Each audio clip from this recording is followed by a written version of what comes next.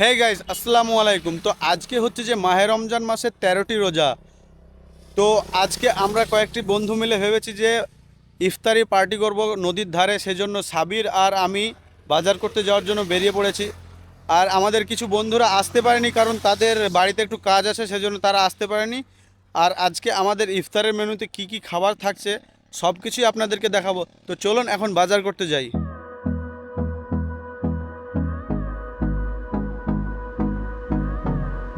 আমরা বাজার করতে যাচ্ছি বহরমপুরের কান্দি বাসস্ট্যান্ড বাজারে, কারণ বহরমপুরের দিকে বাজার করতে গেলে আমাদের মেনুতে যা যা খাবারের আইটেম আছে সব কিছুই পেয়ে যাব। সেই জন্য বহরমপুর যাচ্ছিলাম, তখনই আসরের আজান দিয়ে দিল। আর আমাদের হাতেও যেহেতু সময় আছে, সেজন্য কাছে একটা মসজিদ খুঁজে আসরের নামাজটা পড়ে নিলাম। তো জামাতে নামাজ পড়ে বেরিয়ে পড়লাম বহরমপুরের উদ্দেশ্যে।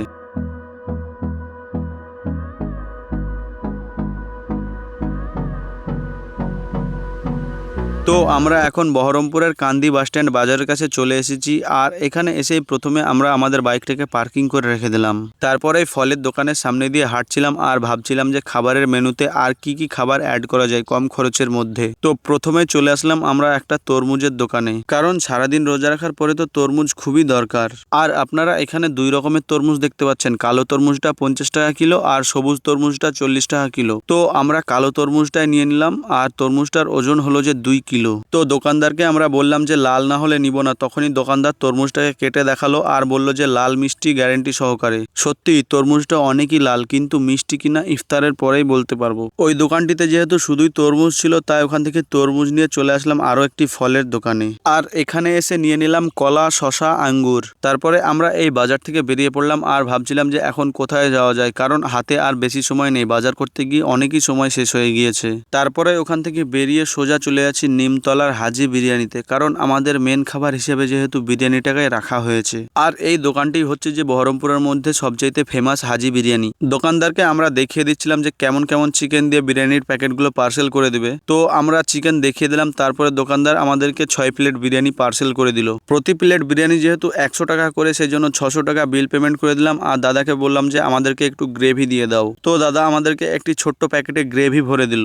আর এখানে তো আপনারা দেখতেই পাচ্ছেন আমাদের স্কুটির ডিক্কি পুরো লোড হয়ে গিয়েছে। তো চলুন, এখনো আমাদেরকে অনেক খাবার নিতে হবে আর আমাদের হাতেও বেশি সময় বাকি নেই। তারপরে আবার লোকেশনে পৌঁছানোর পর ওখানে গিয়ে ফল কাটতে হবে, সমস্ত কিছুই করতে হবে। তো আমাদের হাতে খুবই অল্প সময় বাকি আছে, সেই জন্য আমরা আরো বেশি তাড়াতাড়ি করছি। বহরমপুর থেকে সোজা চলে আসলাম বাজারপাড়ার প্রীতম সুইটসে। এখানে এসে আমাদের সবার জন্য একটি করে সিঙ্গাড়া আর একটি করে সুজি লাগানো মিষ্টি নিয়ে নিলাম। তারপরে আমরা ওখান থেকে সোজা চলে আসলাম লোকপুর মোড়ে। এখানে এসে আমাদের সবার জন্য একটি করে ভেজিটেবিল চপ নিয়ে নিলাম। আমাদের বাজার করে আসার পথেই আমরা সাইদুলকে কল করে দিয়েছিলাম আর রেডি হয়ে রাস্তার ধারে দাঁড়িয়ে থাকতে বলেছিলাম। আর সাইদুলকে বলা হয়েছিল যে সব ট্রে আর একটা ছুরি নিয়ে দাঁড়িয়ে থাকবে, ও সেগুলো নিয়ে রাস্তার ধারে দাঁড়িয়েছিল। তারপরে ওখান থেকে সাইদুলকে চাপিয়ে নিয়ে সোজা চলে আসলাম আমাদের দোকানে, কারণ একদম শেষের বাজার হচ্ছে যে আমাদের দোকানেই। তো আমাদের দোকান থেকে নিয়ে নিলাম জলের বোতল, আমুল কুল, খেজুর, কোল্ড ড্রিঙ্কস, পাতা আর গ্লাস।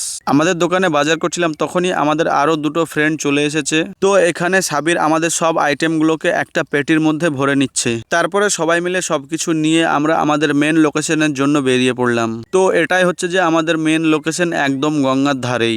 জায়গাটি কেমন হয়েছে অবশ্যই আপনারা কমেন্ট করে জানাবেন। আমাদের হাতে যেহেতু খুবই সময় অল্প, সেজন্য এখানে সাবির তাড়াতাড়ি করে শশা কাটা শুরু করে দিয়েছে। তারপরে এখানে আমি অজু করে এসে ফলগুলোকে ভাগ করতে লাগলাম। ফলগুলিকে ভাগ করা হয়ে গেছে, এবার পাতাগুলিকে সাজিয়ে রাখা হচ্ছে যে কে কোথায় বসবে। তো এখানে আমরা 3 জন বসে পড়েছি আর বাকি 3 জন অজু করতে গিয়েছে। এবার আপনাদেরকে জানাই যে আমাদের খাবার মেনুতে কি কি আইটেম আছে। ফলের মধ্যে আছে যে খেজুর, শশা, কলা, তরমুজ। আর স্ন্যাক্সের মধ্যে আছে সিঙ্গাড়া, মিষ্টি, ভেজিটেবিল চপ। একদম সবার শেষে হচ্ছে যে 1 প্লেট করে চিকেন বিরিয়ানি। তো আপনাদের সঙ্গে কথা বলতে বলতে এখানে আমাদের মাগরিবের আজান দিয়ে দিয়েছে আর আমরাও ইফতারি করা শুরু করে দিয়েছি। আর আমরা সবাই মিলে ঠিক করে রেখেছিলাম যে প্রথমে ফল খাবো, তারপরে মাগরিবের নামাজ পড়ে বিরিয়ানি খাবো। আমাদের ফল খেতে খেতে অনেক লেট হয়ে গিয়েছিল আর সন্ধ্যাও নেমে আসে, সেই জন্য ভাবলাম যে বিরিয়ানিটাকে আগে খেয়ে নিই, নামাজটা না হয় পরে বাড়ি গিয়ে পড়ে নিব, কারণ আমাদের কাছে কোনো লাইটের ব্যবস্থা নেই। তারপরে সবাই মিলে একসঙ্গে বিরিয়ানি খাওয়া শুরু করে দিলাম।